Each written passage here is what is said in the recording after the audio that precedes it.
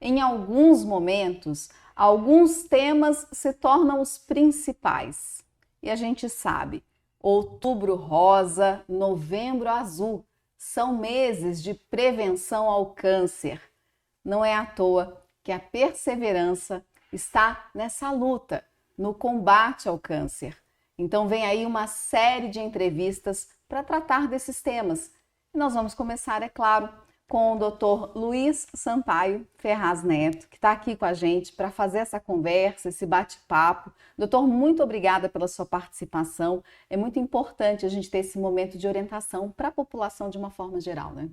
Sem dúvida, eu que agradeço. Na verdade, papel dos profissionais de saúde levarem à comunidade informações fidedignas sobre saúde, porque isso contribui para diminuir o impacto dos problemas de saúde. A gente poderia começar falando, afinal de contas, o que é câncer? Tem um conceito para explicar o que é câncer? Sim. Câncer, na verdade, é um processo muito complexo, evolutivo no organismo. É uma resposta única para uma série de agressores, né? A gente tem que ter um componente que vem lá da genética das pessoas, do genoma do humano, no caso, e uma coisa que é chamada de epigenética, as coisas que vêm junto. Por exemplo, a pessoa que tem no genoma uma informação, numa mutação no gene, por exemplo, o gene BRCA1, que é um gene que está associado com câncer de mama, câncer de pâncreas, câncer de útero. E aí essa pessoa é exposta a condições durante a vida que favorecem isso. Por exemplo, obesidade, um ambiente com excesso de hormônio, outros tipos de agressores, e isso faz com que ela desenvolva. A mesma coisa cabe para câncer de pulmão. Então são duas coisas que se somam, que vão dar uma mutação, que as células se modificam e passam a crescer de maneira ininterrupta, elas não têm mais aquele período de vida e morte, e elas começam a crescer, o tecido vai crescendo e adquire a capacidade de crescer à distância. Isso compromete e dá as famosas metástases. Isso daí, de modo geral, é o câncer. Tem variações de acordo com o tipo de local onde começa, mas em última análise, esse é um processo patológico que desenvolve a doença. As pessoas ainda têm muito medo, né? Elas ainda acham que é uma sentença de morte saber que está com câncer ou não? Tem pessoas até que evitam falar a palavra câncer, falam aquela doença. Então é muito comum as pessoas terem um grande medo, um grande preconceito, como se esse fosse estigma, um sinônimo de que vai morrer. E não é verdade. O câncer tem fases evolutivas e tem uma coisa muito interessante que alguns tumores têm uma fase chamada pré-clínica. Quer dizer, a pessoa nem imagina que ela terá o câncer, mas ela já tem um processo de desenvolvimento e que se esse processo for detectado, ele pode ser interrompido e ela jamais vai ter câncer. Então, vale a pena fazer todas as práticas que a gente fala de prevenção. Na verdade, prevenção é o melhor tratamento para o câncer. Agora, a gente tem esses meses, né? Em especial outubro e novembro, onde a gente tem essas iniciativas de se falar sobre a doença. Uhum. De alguma forma, isso ajuda? As pessoas vão mais no consultório médico por conta disso? Então, sem dúvida, esse é o momento para reflexão, para a gente pensar um pouco, parar e pensar, e é o momento de você voltar aos olhos para essa questão, que é buscar o diagnóstico precoce ou a prevenção naquelas fases em que é mais fácil o tratamento, certo? Então isso tem um impacto muito importante na comunidade, de você ficar falando e lembrando das questões, né? Cada mês tem uma pré-determinação e a escolha das cores é uma estratégia de marketing para você lembrar, né? O azul para o homem, o rosa para a mulher e assim por diante. E eu tenho certeza que isso é muito importante. Importante como é essa campanha que a Perseverança Terceira está fazendo para levar para a comunidade as informações. Agora, tem alguns tipos de câncer que as mulheres são mais suscetíveis e outros, os homens? Sim, pela peculiaridade biológica de cada um, né? As mulheres têm um impacto muito grande do processo reprodutivo ou do não processo reprodutivo. Os hormônios têm um papel muito importante. Hormônios são substâncias que estimulam o crescimento celular. Ora, se o câncer é um crescimento celular sem interrupção, o hormônio vai atuar nisso daí também. Então, existem maneiras de você contrabalançar isso daí. A própria gravidez é uma maneira de corrigir esse tipo de coisa. A não gravidez pode ser um fator que piore. Condições em que o ambiente hormonal fica perturbado. Por exemplo, uma mulher obesa, sabidamente, tem excesso de tecido adiposo e com isso tem mais hormônio do tipo estrogênio. O estrogênio é um hormônio que atua diretamente nas células do endométrio, que é o revestimento interno do útero, determinando a proliferação. Se tem muito estrogênio, terá muita proliferação. O que significa proliferação? Células crescendo com um número de mitoses maiores. É nessas mitoses que acontece o pontapé inicial do câncer. Então, mulheres obesas, sabidamente, são de maior risco para ter câncer de endométrio, câncer de mama, câncer de intestino. Homens também têm coisas parecidas relacionadas com câncer de próstata, e são órgãos que não têm equivalência entre homem e mulher. Por que esse tabu até hoje com câncer? A gente sabe que mudou muito o tratamento. Quando a gente olha ali há 20 anos, né? Eu acompanhei, por exemplo, uma pessoa que teve câncer, que era muito próxima. Ela sofreu muito, o tratamento era muito desgastante. E eu percebo hoje, até acompanhando outras pessoas, que o tratamento mudou um pouco. Sim. Será que esse tabu também está relacionado à forma do tratamento? Teve mudança, não teve mudança? O tabu está muito relacionado com as más experiências que a gente vivenciou, né? Como você falou, a gente lembra de pessoas que tiveram resultados ruins, mas pouca gente sabe dos resultados bons. Vou até comentar aqui que eu tive câncer.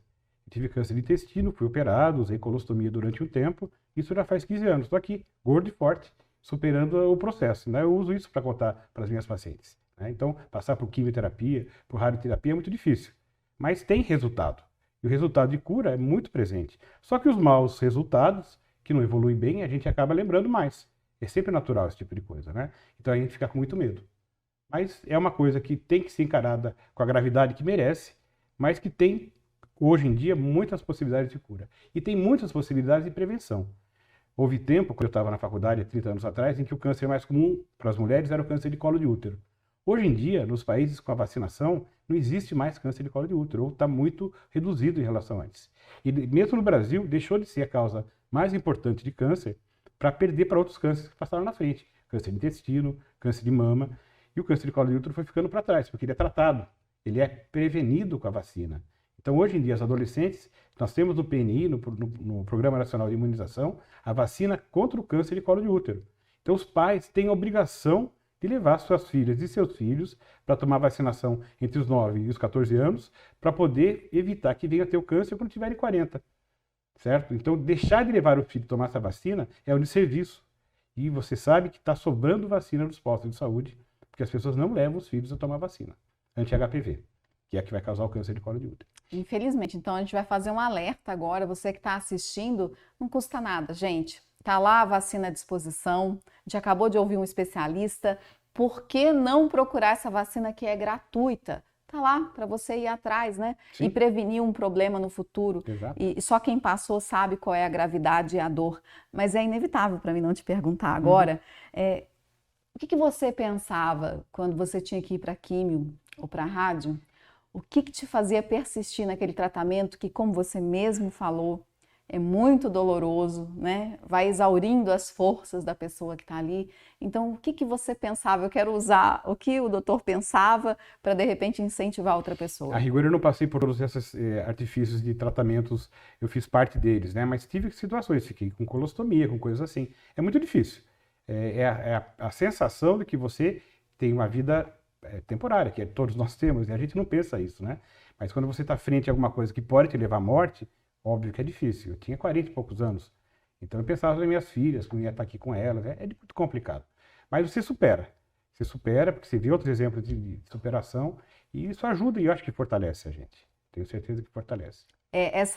Isso que você deixa para quem está passando, que a pessoa lembra que vai passar. Eu, como ginecologista, atendo mulheres e, frequentemente, dou o diagnóstico que elas estão com câncer. É algo muito difícil. Eu já me preparo previamente para poder falar isso para elas, porque algumas esperam, outras não, mas sempre é muito difícil. Mas o que eu falo para essas pessoas e falo para quem está vivendo isso hoje, é que vai passar. Eu tinha uma tia muito querida, que é falecida, que ela falava assim, vai passar, está passando, já passou. Então isso uma hora passa. E a gente supera e vai ficar pronto para, não vou dizer para outra, mas para outras situações, não é verdade? Outras batalhas que a vida vai trazer para a gente, né? Exatamente. Agora, tem muitos mitos em relação ao câncer, nem dá para a gente tratar de todos aqui, que a gente ficaria um tempão, né? Mas estilo de vida, de fato, influencia? Talvez seja dessas coisas epigenéticas que eu falei, das mais importantes. E é isso que a gente precisa alertar. E talvez essas campanhas sirvam para isso. Perder peso, atividade física, dieta saudável, parar de fumar, parar de beber em demasia, são todas coisas que contribuem para todos os tumores, todos. Você vai ter um benefício para alguns mais do que outros. Eu falei dos hormônios com relação ao câncer de mama, né, e de câncer de endométrio. Saiba que a gordura, o tecido adiposo em excesso, ser obesa é um risco mais do que 4 vezes pior do que usar hormônio. Então, o hormônio bem indicado é menos grave do que a mulher estar com peso acima do que devia estar na fase da menopausa, por exemplo. Então, o risco relativo com essas coisas de hábitos de vida saudável, sem dúvida, é o mais importante. E é o que a gente pode fazer, porque a genética da gente, a gente ainda não tem como mexer. Está se estudando para isso, mas a gente não tem isso ainda. Então, aquela primeira mutação que você carrega consigo no seu genoma, vai ficar com você. Mas ela só vai ter a expressão se você deixar, ao longo da vida, que outros fatores sejam os fatores chamados cocarcinogenéticos, quer dizer, estão junto com o fator de câncer. Então, fumar é um exemplo clássico disso, para pulmão, por exemplo, mas não só para pulmão, também para bexiga, também para colo de útero, para outros tumores também. O cigarro tem mais de 200 fatores oncogênicos dentro do cigarro. O álcool em excesso também tem a ver com tumores em bexiga, em colo de útero, em mama também. Alimentação inadequada, excesso de comida ultraprocessada, que hoje em dia é tão comum, tem muito a ver com câncer do intestino. Então, são coisas que a gente puder evitar. Óbvio que você vai estar indo para um caminho de superar, ou pelo menos minorar o risco de você ter expressão do tumor. Doutor, quero agradecer a sua participação aqui. Quero abrir espaço, se o senhor quiser deixar uma recomendação ou um recado para quem está nos assistindo. Meu recado é o seguinte: os tumores são preveníveis e tratáveis. Então, por exemplo, fazer uma colonoscopia a partir dos 50 anos, se você tiver um pólipo que vai virar câncer em 5 ou 10 anos, ele é retirado nesse momento. Você não vai ter mais o câncer. É um exame chato? Claro que é, mas é fundamental e é muito menos chato do que ter o tumor. Fazer a prevenção de câncer de colo de útero para aquelas mulheres que não tomaram vacina, ou inclusive para quem tomou vacina. É muito importante. A doença, entre começar o processo e virar câncer, são 10 a 15 anos. Um Papa Nicolau feito nesse período evita o problema. Para mama, a gente não consegue fazer a prevenção, mas você faz o diagnóstico precoce, antes de ter expressão clínica. Nesse caso, já é câncer, mas é um câncer tão pequeno que o tratamento é muito limitado e a resposta de cura é muito maior. E assim por diante, vários outros tumores que são preveníveis fazendo exames de prevenção. E como prevenção para tudo, práticas de vida saudável. Atividade física, pelo menos 3 vezes por semana, uma dieta saudável, com muita fibra, com muitas frutas, né, com bastante proteína, ou menos proteína animal, mais proteína vegetal. E uma cabeça boa também, porque isso é muito importante, né? A pessoa ter um lazer é fundamental para ter uma vida saudável. Eu lembrei agora, assim, para a gente encerrar a nossa conversa aqui, né? Que sempre, sempre, sempre é melhor prevenir do que remediar, né? Não é à toa que esses ditados, assim, eles marcam a nossa vida mesmo, né? E que Deus não gosta dos covardes, né? Deus é forte, então Deus gosta de quem é corajoso, né? Muitas vezes a gente enfrentar uma situação como essa pode ser muito melhor para um resultado ali na frente, né? Sim. Muito obrigada. Eu que agradeço. A gente fica por aqui, você já sabe, então, que vem aí uma série de entrevistas com o objetivo de esclarecer e ajudar no combate ao câncer. Até mais.